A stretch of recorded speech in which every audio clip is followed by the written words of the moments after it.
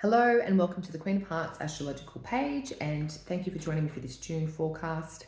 A little bit late, my apologies. My name is Danielle. I think many of you know me anyway. I just wanted to get on here and do this for you because I know some people look forward to it, and I thought better late than never. Now, I want to make this as user-friendly as possible and try and cut out as much of the astrological lingo so you understand the principles of what I'm trying to share with you, and don't get caught up on all the, this, try and that and square that.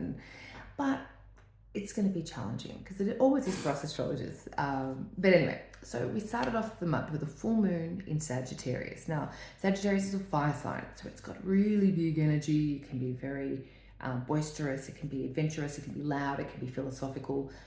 It can be a really good time for socializing, making new connections, and getting a sense of clarity, okay, getting a sense of awareness of the way things are. Now, full moons are always about seeing, okay, because it's about full light on a subject. Now, as soon as we get to that point, which is the full yang energy, if you think about yang as like that kind of real sunlight, energetic, kind of full go spirit energy.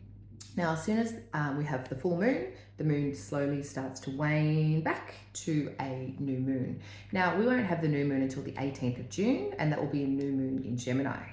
Now, I'll talk about that a little bit later.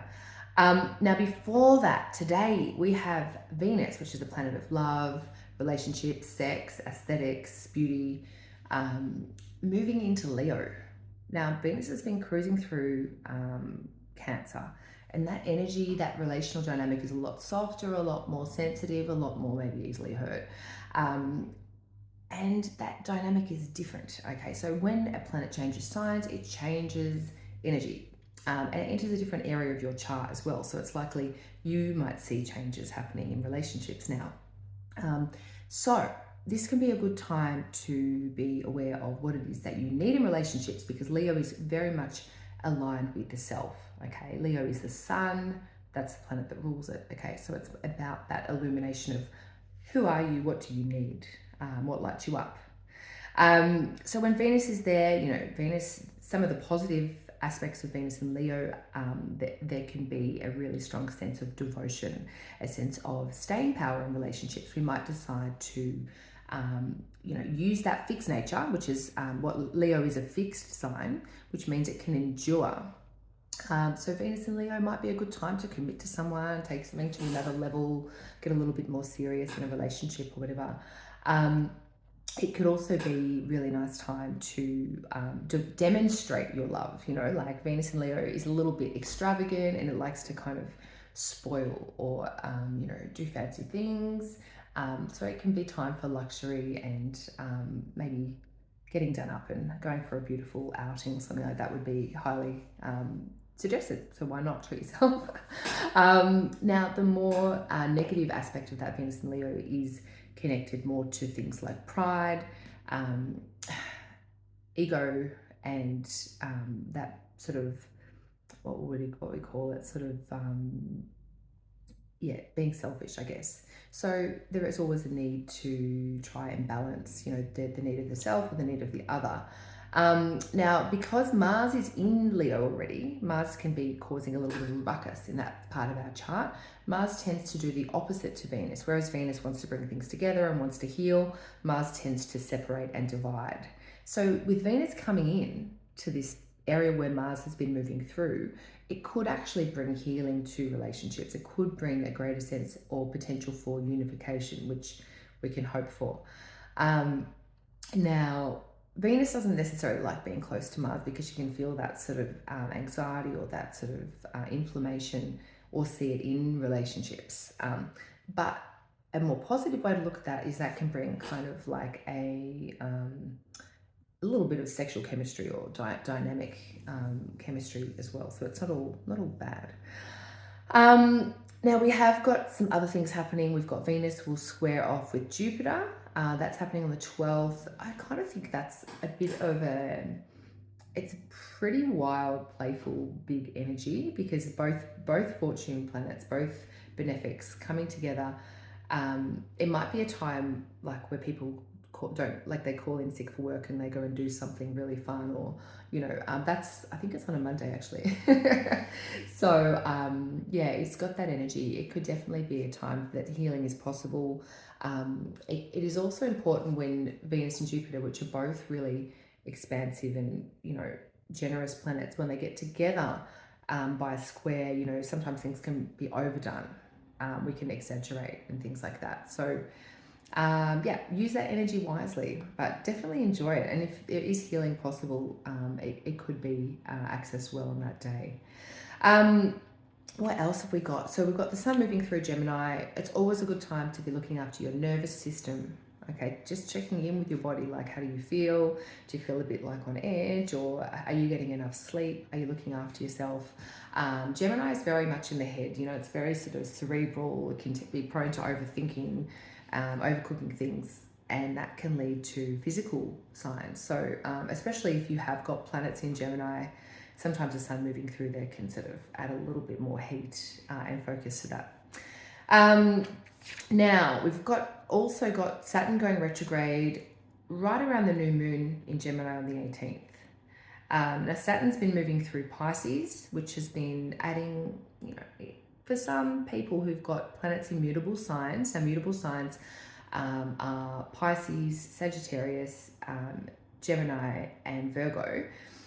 Those people might have been feeling a little bit more gloomy or reflective or serious or taking things to heart, because Saturn adds that more constrictive, cooler, sometimes heavier, harsher feeling.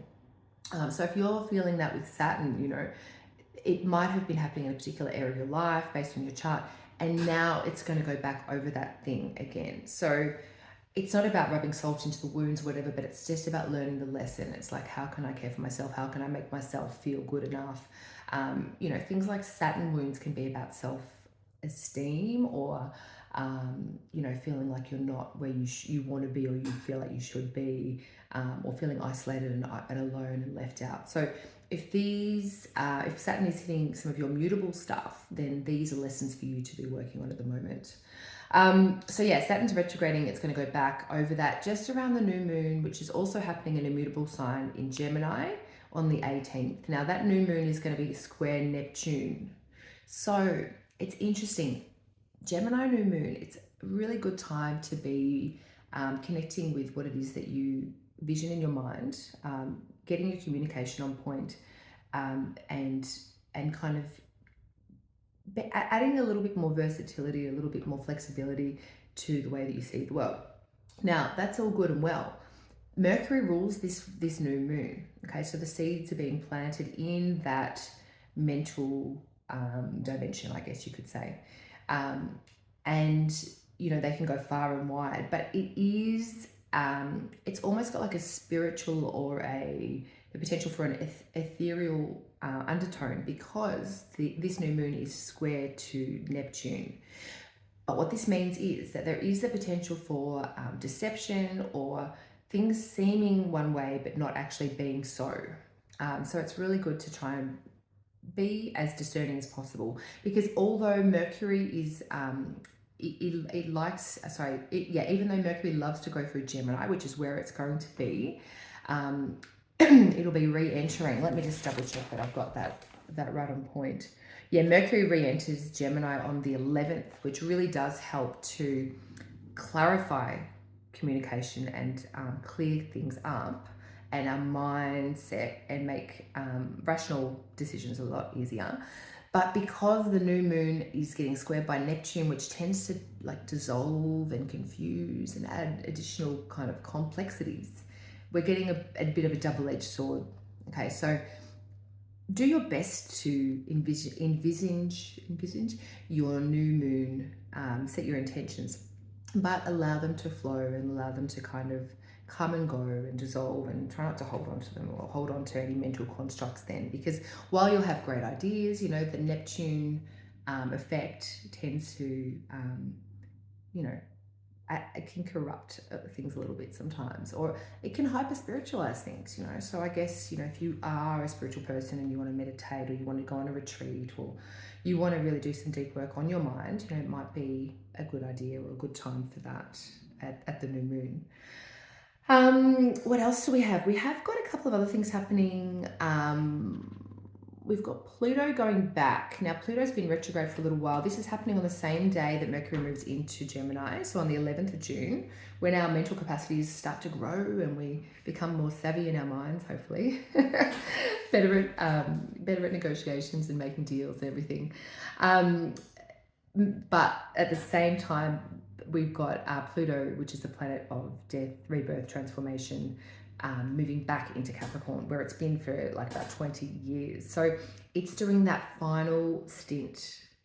Now, this is having an impact predominantly on the world around us, like on the structures, on the foundations of organizations, of industry, of big business, of our financial markets. Things that we have relied upon to be the structures for the last 20 years are deeply changing. Now, this could be things like our money system. This could be government organizations. Who's holding the cards, like our stock exchange and things like that. Now, these changes are going to be like the final little sprinkles are going to be made between now and the end of January next year. So if you've got any planets, you know, the late degree of cardinal signs, and you probably know that by now if you do, but that this can be having a profound, deep personal impact on really unlocking and revealing, you know, some material that might not be super pleasant, but there's definitely a cathartic capacity for healing going on here. And healing at a very deep, practical level, because once Pluto moves back into Aquarius, which is going to happen, and then it's going to make its like 20 years through there. The energy of the transformation and what's going to be starting to reinvent itself and, you know, create new ways through death and rebirth is a more air focus. So it's going to be more in the mind, more in terms of technology, in terms of crypto, in terms of cybersecurity. All these things are going to be coming up more. So yeah, it's going to be a shift, but that's for next year anyway, so I won't go into that too much. I think the prime things I wanted to say, toward the end of the month, we're going to have planets entering into Cancer. The Sun and Mercury are both going to be moving in there, and that's a bit more of a sensitive emotional tone. So, you know, it's a good time now. While it's picked up the pace, it's not retrograde. We can't make any excuses about things breaking or, you know, people missing meetings and stuff. It's a good time to, you know, use your mental capacities, iron things out. And yeah, we've got a lot of potential for healing. Venus going through exciting, vivacious Leo. You know, it's quite sexy, especially with Mars. Like that can be another capacity of the two of them together. But yeah, it's about balancing the masculine and feminine energies within us. You know, it's about harmonizing the yin and the yang, not being too far like one way, or being as far as we like, whatever it is for us. You know, whatever our harmony is. So yeah, I think that's going to be interesting. I'm curious to see what this connection between Venus and Jupiter brings. We're on the 12th. So around that period, we could notice we have like quite a good energy. We might feel a lot of luck and hope and joy and healing capacity. We might even be feeling like that is on steroids because, you know, of the potential for the exaggeration or the of that being really tuned up. So could be a good time. I think that's all for now. I hope that you found this interesting. Feel free to reach out if you are interested in booking a session with me. My clinic is now open, so I'm doing acupuncture as well, and you can read all about that on the website at queenofheartsastrology.com. All the best. Bye.